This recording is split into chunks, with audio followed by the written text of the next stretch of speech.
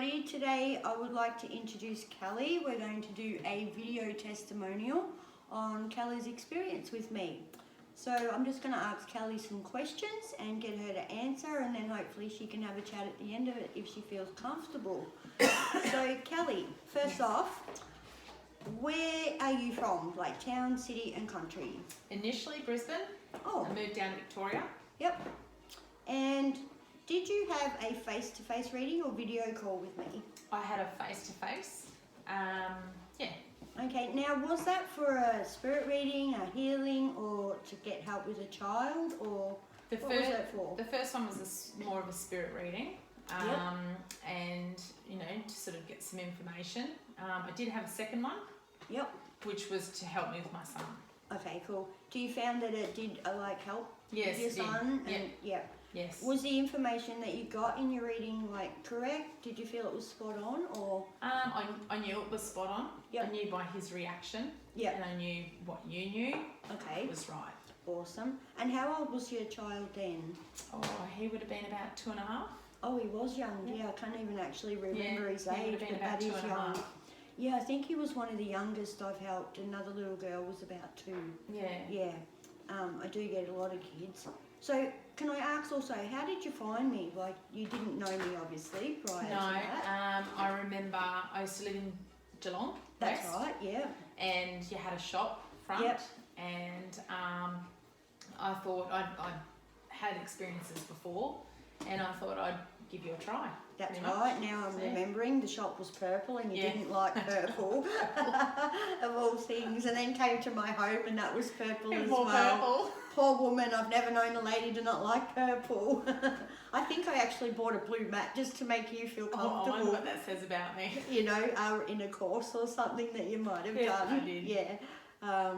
Right, so you weren't really skeptic before getting help, or a little bit, or? I think I think everyone's skeptic, even when you've sort of had a really good experience. You've got to gauge someone. Yeah. I went in with open eyes. I think I'm a little bit skeptic too, which is, I guess, weird for me to say because I'm the medium, but when I used to go and see people, I was the same. I was open to it, but a little bit skeptic. Yeah. Yeah. So did I do any future predictions for you in those readings? Yes. And did any of those come true? Yes. Yeah. We were wanting to build a house. Yeah. We wanted to make sure whether we were going to get the land. And my big thing was we didn't know if we'd get the finance. Right. And you said to me, well, I'm standing there and I can see the panorama, the skyline. Yeah. And at that time, we're a corner block. And there was single dwellings, so they weren't blocking the skyline, so you were right on.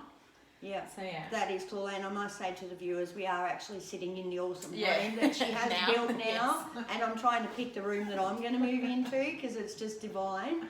So I'm wrapped that came true for you. And would you recommend me to other people? Yeah. I think you have anyway. Yes. Now, was there anything different in the readings with me than to someone else? Like, was there anything you could suggest that I could do better or help in any other way, or just improve on? Yeah, I think the biggest fascination is people want to know how you're getting it, what your process is to understand, why sometimes you need to connect it a bit more on our part. Yeah, that's great to take on as well. I think if anything, we're more curious, and if you can sort of explain more to us, then we get a better how experience. We're actually getting that we info. Get a better experience from it. That's actually, I'll take that on board for sure, because it's all about you guys getting what you want out of it as more than anything. So was there anything that you would like to add and tell the viewers about your story, or? Well, the reason why I got you, and again, I've had you back again, different house. And not just for me to move in. No. Was, and my son he sees things. Yep. And the first time that I got you to come around to our house, he was having an awful lot of trouble. He was in fear. We thought night terrors. Yeah. We thought that's what he was having, was night terrors. But he would say different things. There would be ghosts, but then there would be this monster. And at that age too, like how frightening at that age to be seeing that. But to have you come in and directly go to a room that he was scared of, Yeah. and to say, oh, okay, how does he explain it? I'm seeing black, Yeah. seeing an Indigenous, you know. That's right. I'm and actually that remembering he was now. in war paint, and he was big. He's a big guy. Yeah. And my son described him as being a big monster, black monster. And Yeah. he was seeing an Indigenous Australian Yeah. who was obviously not happy. And what that turned out being, wasn't it, was and I do find this a lot in house cleansings, that the Aboriginal spirits are offended that we haven't asked asked permission to be on their land, which I can totally understand. My son went from not toilet training, too scared to, rather get in trouble than go down the hallway, to 5-6 times a night waking up. It was profound. 2, and my husband's a little bit of a skeptic. Yeah, most are, But aren't they? going from a kid that wasn't sleeping to a kid that slept through That's pretty was amazing. profound. And we thought, oh, one off. Yeah, okay. But no, he would walk up the hallway like he was looking for someone. So he'd walk up and he'd go, like it was missing. Yeah. Like it had gone, and he was checking and he was it still was gone. checking it was And not there. I mean, you described him the way my son had described him. You both didn't talk about it, so how would you have known? Yeah, yeah. So I for me, do actually have a memory of that now that you've told the story on it, that once I asked that permission, and then we also asked for protection as well. Now you've moved from that property haven't you? And this is the house that I came to you about to say, hey, I'm freaking out. Am I going to get the finance? Am I going to build my dream home? And I remember you saying what you did about the skyline, which I thought, okay, so you've seen the block. Yeah. And I remember you saying to me, you know what? There's this guy. I know. I want the video. She's going to send me the photo of evidence of this one, and I can't wait. He's outside, and he's got his shirt off. And you said, oh my God, he's so fit. And I remember we moved into the house. I've got the fence guy. He's blonde. He's a fitness trainer, and he had the long hair pulled back Viking style.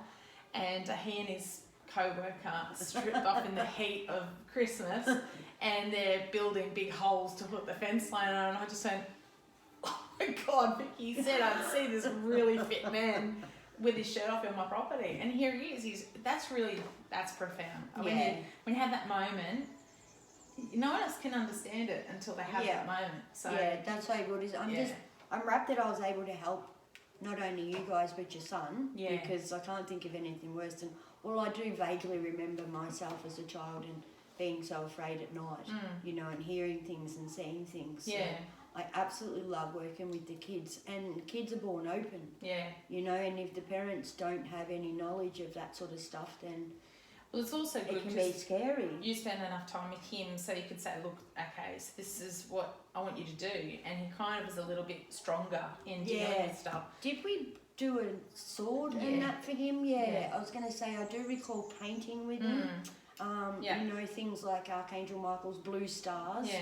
On the window and things like that, and his sword. And I remember you saying that he slept with the sword for a while after that, like it was a real one. But that's really good. But it's been great, and obviously, just because you're clear, sometimes you've got to come back through and new place for everything. New property. So.